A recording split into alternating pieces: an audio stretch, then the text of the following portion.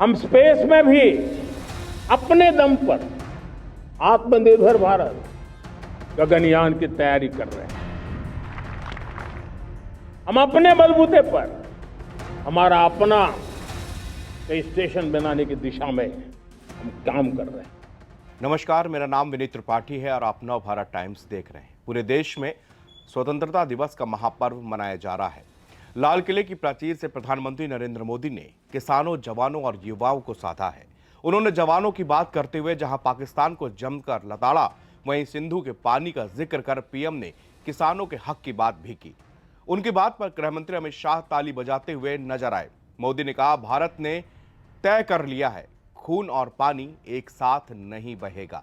अब देशवासियों को भली भांति पता चला है कि सिंधु का समझौता कितना न्यायपूर्ण और कितना एक तरफा है। उन्होंने युवाओं से स्वदेशी फाइटर जेट इंजन बनाने की भी बात करके अमेरिका को भी साफ संदेश दे दिया है। वहीं सेमीकंडक्टर की बात करके चीन को भी साध लिया है। किसानों की बात करके पाकिस्तान को किस तरह से पीएम मोदी ने कोसा, ये बताते हैं। हमारा देश कई दशकों से आतंक को झेलता आया हुआ है। देश के सीने को छलनी कर दिया गया है। अब हमने एक न्यू नॉर्मल प्रस्थापित किया। आतंक को और आतंकी को पालने पोसने वालों को, आतंकियों को ताकत देने वालों को अब हम अलग अलग नहीं मानेंगे।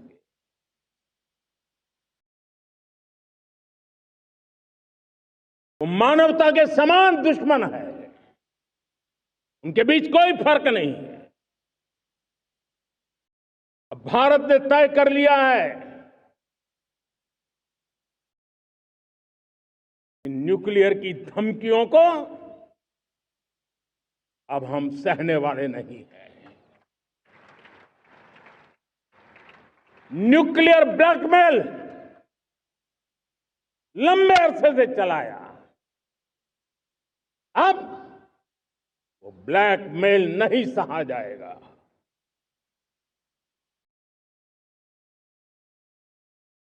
आगे भी अगर दुश्मनों ने ये कोशिश जारी रखी, हमारी सेना तय करेगी। सेना की शर्तों पर, सेना जो समय निर्धारित करे उस समय पर, सेना जो तौर तरीके तय करे उस तौर तरीके से, सेना जो लक्ष्य तय करे उस लक्ष्य को अब हम अमल में ला करके रहने वाले हैं।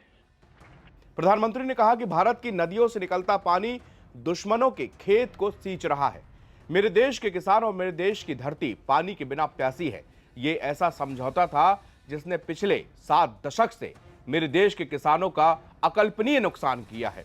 हिंदुस्तान के हक का जो पानी है, उस पर अधिकार सिर्फ और सिर्फ हिंदुस्तान का है, हिंदुस्तान के किसानों का है। भारत कतई सिंधु समझौते के स्वरूप के दशकों तक सहा है, लेकिन अब उस स्वरूप को आगे नहीं सहा जाएगा। किसान हित में, राष्ट्र हित में यह समझौता हमें कतई मंजूर नहीं है।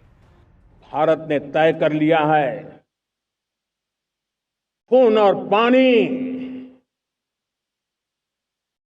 एक साथ नहीं बहेंगे।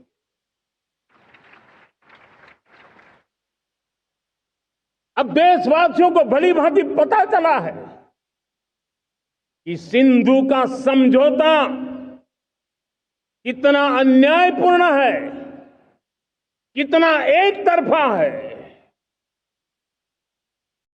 भारत से निकलती नदियों का पानी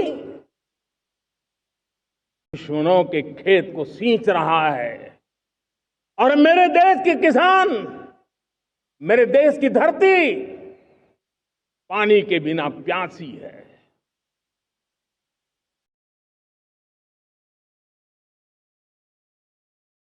ऐसा समझौता था जिसने पिछले 7 दशक से मेरे देश के किसानों का अकल्पनीय नुकसान किया है।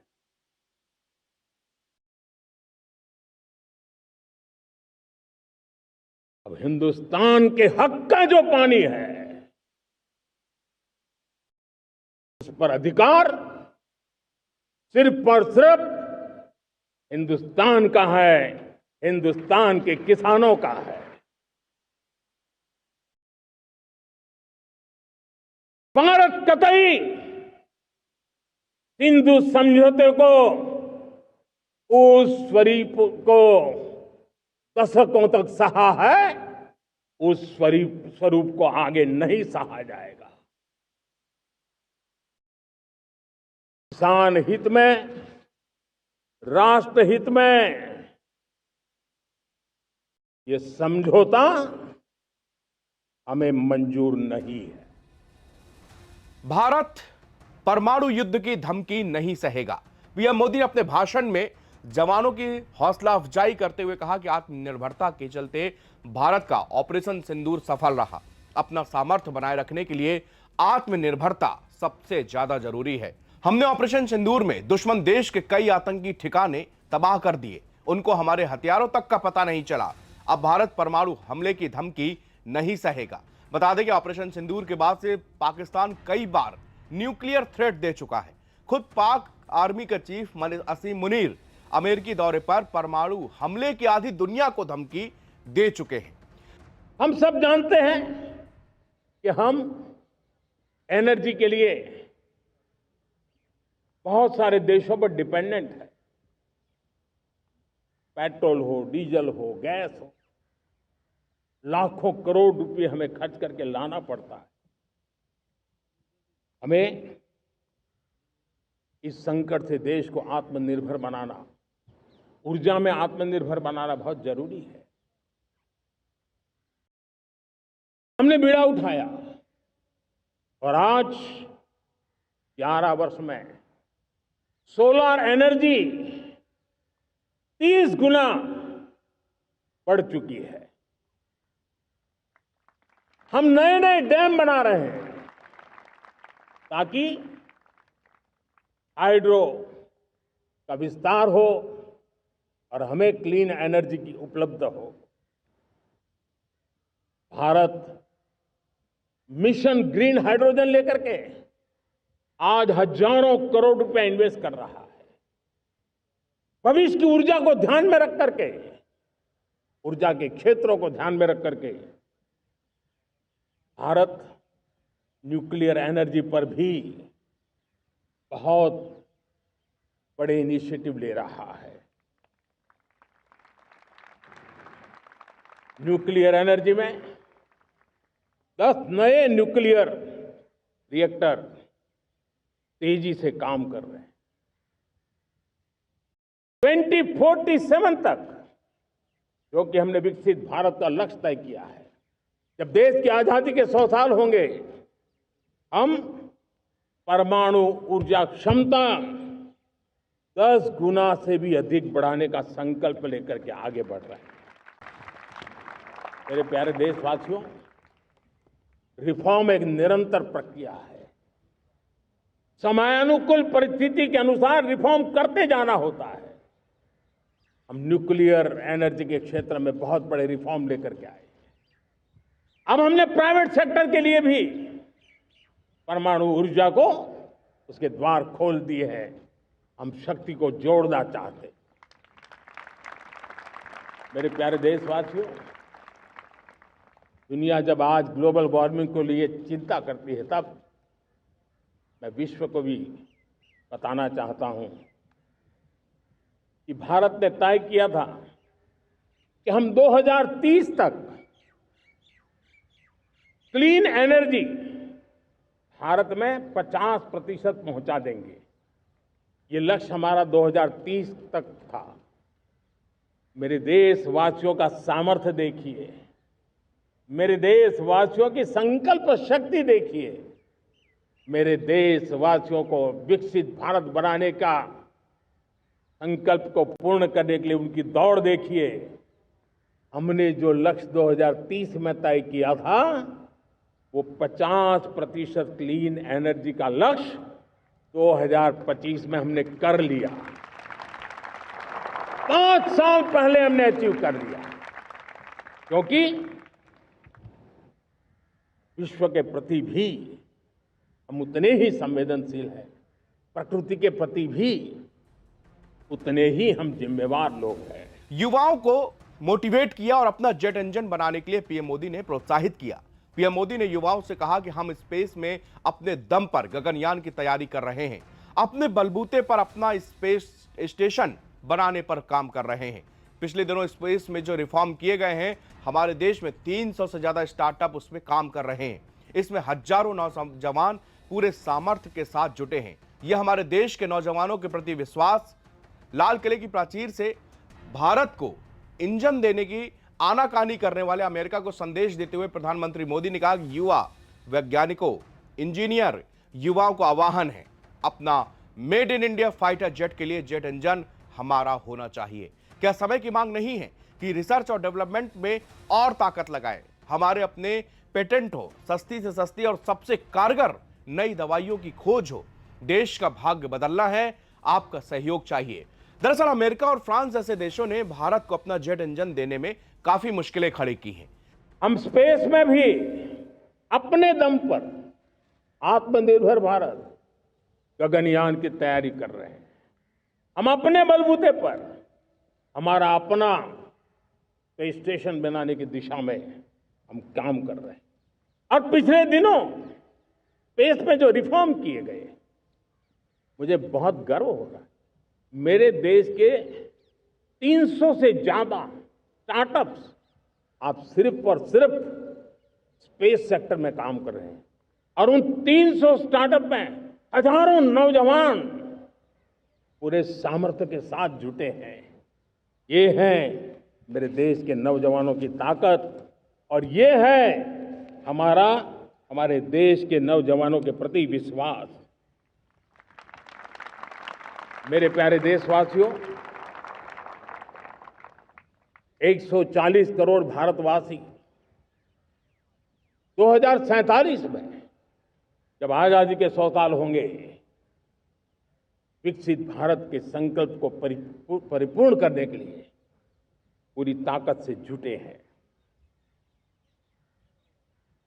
इस संकल्प की पूर्ति के लिए भारत आज हर सेक्टर में आधुनिक इकोसिस्टम तैयार कर रहा है, और आधुनिक ecosystem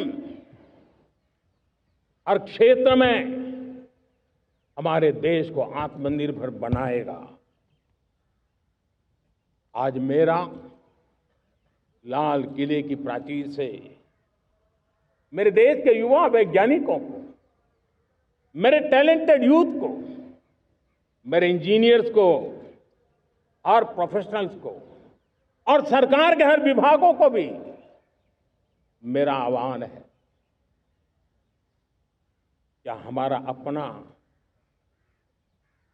made in India fighter jets के लिए जेट इंजन हमारा होना चाहिए कि नहीं।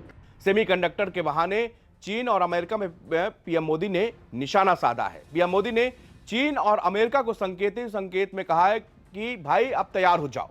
उन्होंने कहा सेमीकंडक्टर को लेकर फाइलें जो शुरू हुई वो 50-50 साल पहले फैक्ट्री का विचार चालू हुआ था। आप जानकर हैरान रह जाएंगे, आज सेमीकंडक्टर जो पूरी दुनिया की ताकत बन गया है, 50-50 साल पहले वो विचार, वो फाइलें लटक गई, अटक गई।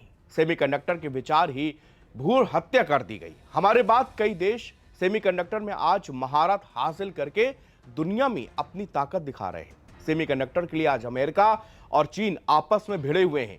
भारत में भी सेमीकंडक्टर के ज्यादा से ज्यादा कारखाने लग रहे हैं। इलेक्ट्रॉनिक उपकरणों के जरूरी कंपोनेंट्स में ये एक अर्धचालक यानी कि सेमीकंडक्टर है, जिसे एकीकृत सर्किट आईसी भी कहा जाता है।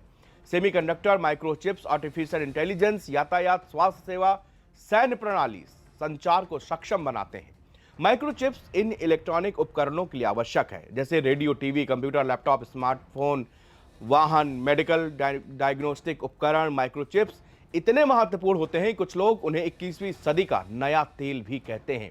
इस वक्त दुनिया के टॉप सेमीकंडक्टर उत्पादक देश हैं ताइवान, चीन, जापान, दक्षिण कोरिया, जापान, अमेरिका और यूरोप। प्रधानमंत्री मोदी ने लाल किले की प्राचीर से वो बिगुल फूंका है कि अगर देश उस पर आगे बढ़ गया तो यकीन मानिए 2047 का जो लक्ष्य विकसित भारत का देखा गया है वो बहुत ज्यादा दूर नहीं है। इसीलिए प्रधानमंत्री मोदी ने 100 मिनट से भी ऊपर अपने भाषण में यह साफ कर दिया कि एक एक पल अहम है। 2047 के बहुत ज्यादा दिन बचे नहीं हैं जब हमने एक सपना देखा है। वो सपना है भारत को विकसित देश बनाने का। और भारत विकसित देश तभी बन सकता है जब हम टेक्नोलॉजी के नए नए आयामों को छुएंगे। आज दुनिया के तमाम देश हमको जेट इंजन पर गीदड़ भपकी देते रहते हैं। 2022 की डील होगी, 2026 तक आपको वो इंजन मिलेंगे। टेक्नोलॉजी तब भी नहीं मिलेगी जब तक वो इंजन आपके पास में है, जब तक वो उपकरण आपके पास में है। आप उसी देश के ऊपर डिपेंड रहेंगे कि वो ही उस इंजन का देखरेख करेगा। उसकी कोई भी खराबी आ जाए, मैन्युफैक्चरिंग यूनिट्स में कोई भी प्रॉब्लम आ जाए, वही देश के इंजीनियर्स उसको बनाएंगे। आपके पास वो टेक्नोलॉजी नहीं है, इसी कारण हमको दूसरों पर आश्रित होने पड़ता है। आज आत्मनिर्भर भारत की सबसे बड़ी पहचान यह है कि हमने अपने देश में कौन सा ऐसा यंत्र बनाया है उसकी जानकारी किसी दूसरे देश को हो ही नहीं सकती। और ऑपरेशन सिंदूर में आकाश एयर डिफेंस सिस्टम यह साबित कर चुका है, ब्रह्मोस मिसाइलें यह साबित कर चुकी हैं।